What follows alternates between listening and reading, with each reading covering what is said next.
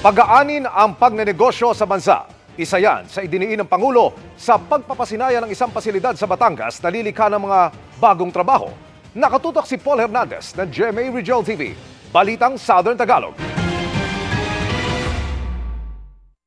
To reduce red tape that chokes industry and innovation and replace it with a red carpet that ushers in capital, foreign and domestic, and provides the path towards progress.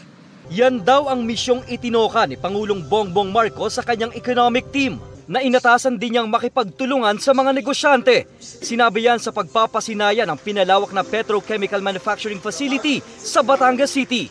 Imbes na pahirap, dapat daw mapagaan ng gobyerno ang pagnenegosyo. The government should not be a yoke on the back of business, like taxing them heavily and tightly regulating their growth. Matagal nang sinasabi ng mga ekonomista na ang mga dagdag negosyo at puhunan ay lumilikha ng trabaho na nakakapagpadagdag sa paggastos ng mga mamamayan na lalo pang nagpapalago ng mga negosyo at ekonomiya, bukod pa sa nakakapagpaangat ng mga mamamayan mula sa kahirapan. Sa kaso ng pinasinayaang pasilidad, matutugunan nito ang kakulangan sa trabaho, partikular sa mga Filipino engineers at iba pang naghahanap ng trabaho na may kinalaman sa science, technology at innovation-based industries.